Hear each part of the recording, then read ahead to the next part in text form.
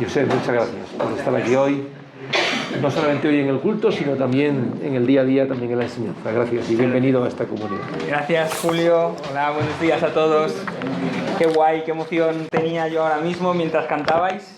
Aparte de que los que me conocéis sabéis que me gusta mucho la música y disfruto mucho de ella, se me da mejor escucharla que tocarla. Y estoy contento de estar aquí y compartir este momento. Y estaba recordando, no seré muy largo, os lo prometo, estaba recordando mis primeros días en el seminario. En aquellos tiempos era seminario, no era facultad, no era esta, era la de Ipste, en Castelldefels, donde estudié yo, entre otros sitios, y recordaba esos cultos también y ese tiempo que para mí fue muy especial. No sé si sabéis que los hombres de más de 50 años, yo no los tengo todavía, evocan el tiempo del servicio militar. Mi padre tiene ya casi 70, pero todavía cuenta las historias de cuando tenía 20 en el servicio militar. No sé si conocéis a alguien que hace eso por aquí. ¿Sí? ¿Alguno por ahí? Pues para mí la mejor época de mi vida fueron los 2 años que estuve estudiando en el seminario. Fue una época maravillosa, fantástica, de la que tengo grandes recuerdos.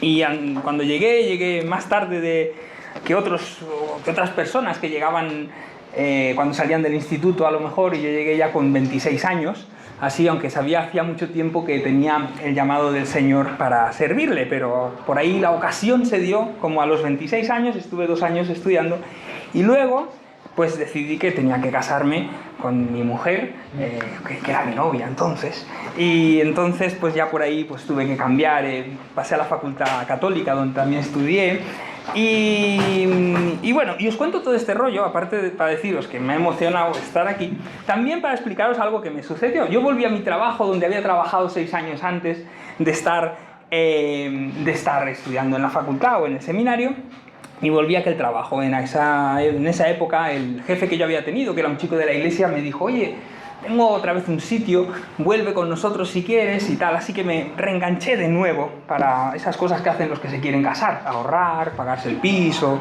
ya sabéis de qué va.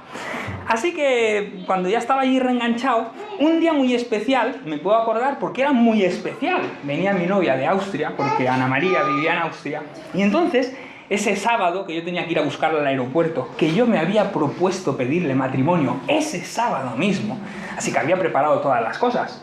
Tenía allí pues que si el anillo, tenía que si no sé qué, tenía que si el restaurante reservado y tal y tal y tal. Por la mañana me tocaba trabajar y salí a trabajar. Cogí el camión que me tocaba, me fui a repartir, y en el último cliente, cuando ya se terminaba el sábado, a las 4 llegaba el avión, era la 1:30, tiempo justo para ir a casa, ducharte e ir como una persona decente a buscar a tu novia. Y entonces, en ese momento, en el último cliente, un taco de madera se metió entre las ruedas de atrás del camión, y cuando salí de allí explotaron las 2 ruedas. Explotaron las 2 ruedas, el camión se fue de un lado al otro, y gracias a Dios, en una curva, pude sacarlo y ponerlo en una zona que había por donde estaba, donde se podía aparcar, pero era un sitio ahí abandonado en medio de la nada. Y entonces llamé a mi jefe, porque todo esto tiene que ver con mi jefe. No al chico que yo conocía de la iglesia, sino al jefe de la empresa. Y el jefe de la empresa era un señor, así, no os engaño, era bajito, regordito, un señor de esos de antes, que le colgaba un puro todo el día de aquí. Y entonces le llamé y digo: mira, Juan, digo, me ha pasado esto, digo, estoy tirado en la carretera, 2 ruedas rotas, han petado, han explotado de golpe, ya vengo. Así que al cabo estuve allí 40 minutos nervioso porque llegaba el avión de mi novia. Y ahí, después de 40 minutos, apareció con su Audi, un coche flamante recién comprado, que se había comprado, y bajó aquel señor bajito del coche. Era el jefe de la empresa, no era cualquier persona, era el jefe. Bajó del coche, abrió el maletero y lo primero que sacó fue un mono de mecánico. Se enfundió dentro del mono de mecánico, se lo abrochó hasta de arriba del todo, luego sacó un palo mucho más grande que él, lo metió un gato debajo del camión, porque era un camión, metió el palo allí, levantó el suelo del camión, yo estaba mirando, no hacía nada, solo lo miraba. Levantó el suelo del camión, pam pam, se metió con una llave, descolló las 2 ruedas de camión, que no era un camión, no era un 7.000 kilos, pero era un 4.000 o algo así. Sacó las 2 ruedas, puso una rueda nueva, se quitó el mono, lo metió todo en el coche y dijo: tira para el almacén. Llegué al almacén y bueno, ya el resto es historia. ¿Por qué os cuento esto? Porque normalmente me daría la sensación que un jefe no hace esas cosas en muchísimas ocasiones. Y yo pensaba: ¿qué voy a compartir con vosotros esta mañana brevemente, como he prometido antes, que empezáis, para muchos empezáis el primer año, otros termináis ya también, estáis en el cuarto año y todos tenéis expectativas, ilusiones, incertidumbres por saber qué es lo que el Señor va a hacer en vuestras vidas o en las nuestras, porque yo también tengo las mismas incertidumbres muchas veces. Hay un pasaje en Juan, capítulo 13, que dice así. Antes, lo leo yo, no os preocupéis. Juan 13 es muy conocido. Antes de la fiesta de la Pascua, Jesús sabía que había llegado la hora de pasar de este mundo e ir al Padre. Y habiendo amado a los suyos que estaban en el mundo, los amó hasta el fin. Dice ahí que durante la cena el diablo había puesto en el corazón de Judas la idea de entregar a Jesús. Y Jesús sabía que el Padre había puesto en sus manos todas las cosas y que había salido de Dios y a Dios volvía. Se levantó de la cena, se quitó su manto y tomando una toalla se la ciñó a la cintura. Luego puso agua en una palangana, un lebrillo, y comenzó a lavar los pies de los discípulos y a secarlos con la toalla que llevaba ceñida. Llegó a Simón Pedro y Pedro le dijo: Señor, ¿vas a lavarme los pies tú a mí? Respondiendo Jesús: lo que estoy haciendo no puedes comprenderlo ahora, pero llegará el momento en que lo entiendas. Pedro le dijo: jamás permitiré que me laves los pies. Jesús replicó: si no te lavo, no tendrás parte conmigo. Le dijo entonces Pedro: Señor, entonces no solo los pies, sino también las manos y la cabeza. Jesús entonces le dijo: el que se ha bañado no necesita más que lavarse los pies, pues está todo limpio, y vosotros estáis limpios, aunque no todos, porque Jesús sabía quién le iba a entregar. Así que después de lavarle los pies, tomó su manto y volviendo a la mesa les dijo: ¿comprendéis lo que os he hecho? Vosotros me llamáis maestro y señor, y decís bien, porque lo soy. Pues si yo, el Señor y el Maestro, os he lavado los pies, lo mismo debéis hacer vosotros unos con otros. Os he dado ejemplo para que vosotros obréis como yo he obrado con vosotros. Os aseguro que el siervo no es más importante que su Señor, ni el enviado más que el que le envió. Si sabéis estas cosas y las hacéis, seréis dichosos. Y estáis en la Facultad de Teología de la UEB, pero estáis también, o estamos todos, en la Universidad del Lebrillo y la Palangana, donde tenemos siempre muchas cosas que aprender. El ejemplo de Jesús es muy visual. Están en la última cena, han empezado a cenar. Jesús se toma o se quita la ropa que tiene y se pone una toalla y coge aquel lebrillo, aquella palangana para lavar los pies de los discípulos. Solo aparece en el Evangelio de Juan este relato, aunque sabemos por los otros relatos que la Santa Cena pues estaba en una casa que les habían dejado, en un sitio alto donde los habían puesto y estaban allí con los discípulos. A Jesús no le tocaba hacer eso porque era el invitado especial, si aquella cena giraba alrededor de él. La última persona que se suponía que debía de hacer esa parte era él, y normalmente eso era, como sabéis, un trabajo para los siervos más humildes de la casa. Pero él quiere darle un mensaje importante a los suyos. Es normal incluso que en aquel momento Pedro se escandalice, porque Pedro reconoce que es su maestro y entonces se escandaliza y dice: esto no es trabajo para ti, ¿cómo vas a hacer tú esto? En medio vemos una pequeña lección espiritual sobre la limpieza y la purificación del diario vivir, pero hay otra lección de fondo o presente en todo el texto que creo que es más importante, que creo que es la que quiero destacar hoy. ¿Hacía falta que Jesús hiciera eso? Probablemente sí. Si leéis en los sinópticos, por ejemplo a Marcos, en Marcos capítulo 9, los discípulos van discutiendo, pero sin que se entere Jesús, por el camino. 9:35 creo que es. Van discutiendo por el camino sin que se entere el maestro, a ver quién va a ser el más grande de ellos en el reino de los cielos. Se están discutiendo los cargos y los puestos. Y Jesús, que los escucha, les pregunta: ¿de qué discutíais en el camino? Contármelo. Y entonces cuando ellos le hablan o cuando él los descubre de alguna manera, Jesús pone a un niño en medio y les enseña que el que quiera ser el más grande de todos tiene que ser siervo de todos. Bueno, pero no se acaba aquí. En el capítulo 10 de Marcos todavía están de viaje, no ha pasado mucho tiempo, y entonces a los hijos de Zebedeo, Jacobo y Juan, se les ocurre una brillante idea, que es: Señor, te vamos a pedir una cosita, a ver si nos la puedes conceder. Es un pequeño detalle. A ver si en el reino nos podemos sentar uno a la derecha y otro a la izquierda tuya, en tu gloria. Estar allí y tener los primeros puestos, si se puede pedir. Algo así. Y otra vez Jesús tiene que explicarles que el reino no funciona así. Y al final termina su discurso esta vez diciendo: el Hijo del Hombre no vino para ser servido, sino para servir y para dar su vida en rescate por muchos.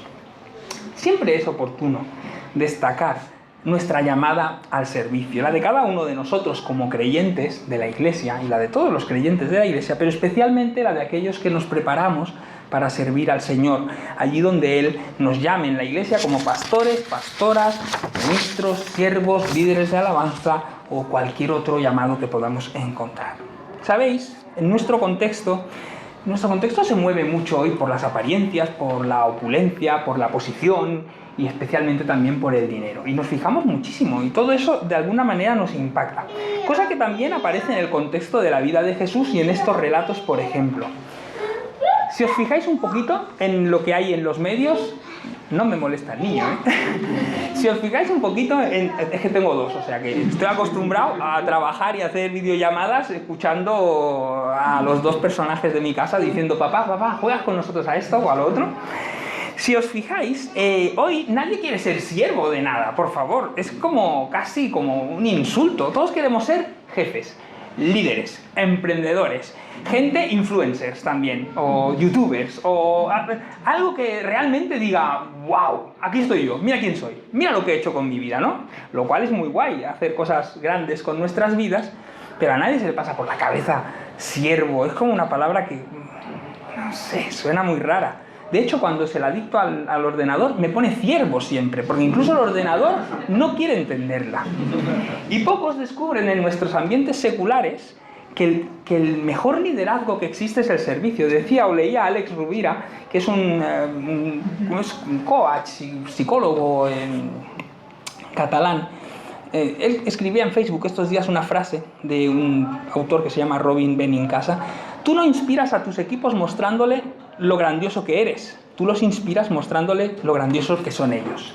Y Jesús, yo creo que en todo el tiempo quería enseñarles a sacar lo mejor de ellos, quería inspirar las vidas de ellos, igual que debe de inspirar las nuestras. Y nuestros liderazgos y nuestra manera de hacer el servicio del Señor no es tanto relucir nosotros, sino que realmente hacer relucir el sitio donde estamos. El verdadero liderazgo no consiste en mandar, sino en ser un ejemplo influyente que inspire a otros a vivir distinto. Y en nuestras iglesias nos hacemos eco del modelo de nuestro mundo, de lo que nos rodea. Eso no es malo, no lo digo como algo negativo. Vivimos en un contexto donde como vasos comunicantes la iglesia influye al mundo y el mundo influye a la iglesia. Por eso las iglesias, depende del lugar, pues hay que contextualizarlas. En cada país, en cada momento de la historia, la iglesia un poco fluye al tiempo de los problemas de su época. Eso es normal. Pero también nos damos cuenta de que a veces a nosotros nos cuesta diferenciar, por ejemplo, entre pastores, ministros, líderes o superestrellas. Todos vosotros los que estáis aquí seguís a 2 o 3 o 4 o 20 pastores y pastoras en la red que tienen miles de visualizaciones en sus vídeos de YouTube. No lo estoy juzgando, porque me parece genial, porque lo que no podemos es realmente ver su corazón. No podemos conocer su corazón. La calidad del servicio y del ministerio empieza o nace del fondo del corazón. Y eso no lo podemos ver. Así que puede ser que tengas millones de reproducciones en internet y que seas un pastor o una pastora súper famoso por ahí, que es lo que a veces en catalán hay una palabra enlluerna, nos deslumbra, ¿no? Pues puede ser que sea eso y que sea una persona extraordinaria, y puede ser que hayas nombrado responsable de cambiar el papel del váter de tu iglesia a un hermano que una vez le das ese cargo se convierte en el jefe supremo y señor del lavabo entero.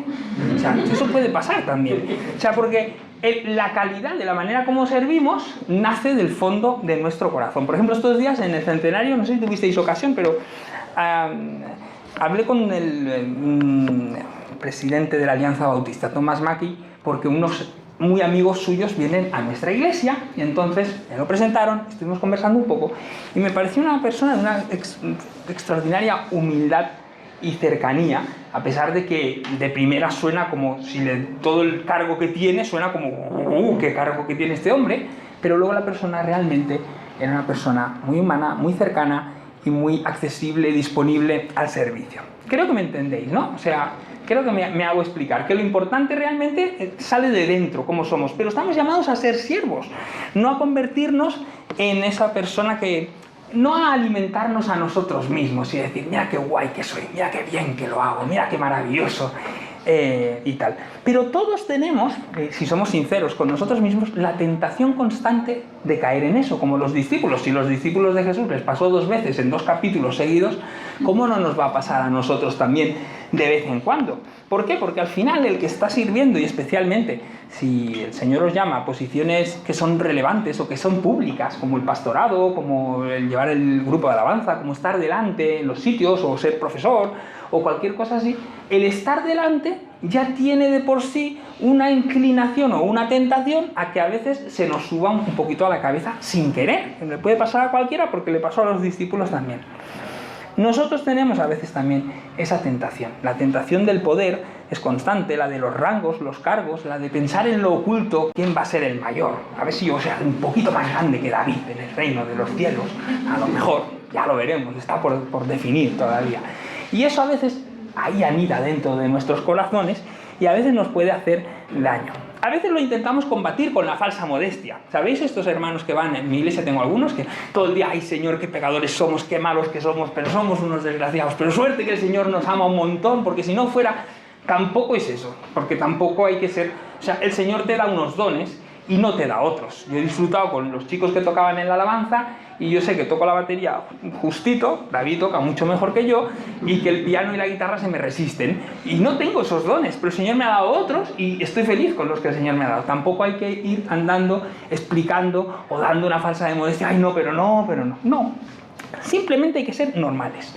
Normales y aceptar a lo que el Señor nos llamó, que es a servir a las personas. Dice Pablo a los romanos que ninguno tenga más alto concepto de sí del que deba de tener, pero yo creo que aunque no lo dice Pablo, lo incluye, que tampoco lo tenga más bajo, que tenga una correcta autoestima de lo que el Señor ha hecho en su vida, le ha dado y lo que es.